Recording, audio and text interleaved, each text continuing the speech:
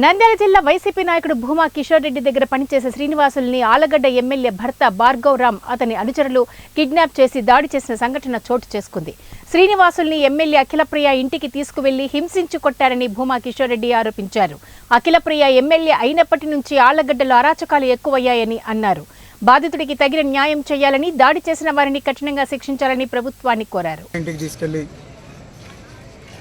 అక్కడ అతన్ని బలవంతంగా కొట్టి చాలా దారుణంగా హింసించి ఈరోజు దాదాపు 2 అవర్స్ అతన్ని హరాస్ చేసి కొట్టి చంపి పడేసి రాపోండి అని చెప్పి ఈరోజు పంపించినారు. ఈరోజు అతని పరిస్థితి చూస్తుంటే ఎంత సీరియస్గా ఉందంటే హార్ట్ అనేది ఎంత అబ్నార్మల్గా బీట్ అవుతుంది అంత బీట్ అవుతుంది.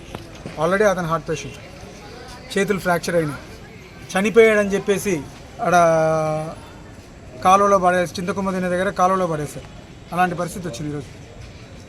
మీరు గమనిస్తుంటే దాదాపు ఆర్లగడ్డలో ఒక 20 డేస్ నుండి ఎన్ని అరాచకాలు, అఖిలప్రియ ఎమ్మెల్యే అయినప్పటి నుండి ప్రతి ఒక్క అరాచకాలు చేయడం మొదలుపెట్టినారు. 1-2 ఇన్సిడెంట్స్, ఎన్ని ఇన్సిడెంట్స్. నిన్న కూడా ఒక వ్యక్తిని కిడ్నాప్ చేసి కొట్టడానికి ప్రయత్నిస్తే అతను తప్పించుకొని పారిపోవడం జరిగింది. మళ్ళీ ఈరోజు ఒక నెల క్రితం, ఒక 10-20 రోజుల క్రితం ఒక మర్డరు, దానికి ముందు ఒక అటెంప్ట్ టు మర్డర్ కేసులు ఎన్ని రిజిస్టర్ అవుతున్నాయి.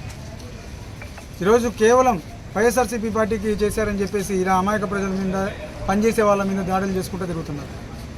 ప్రజల్ని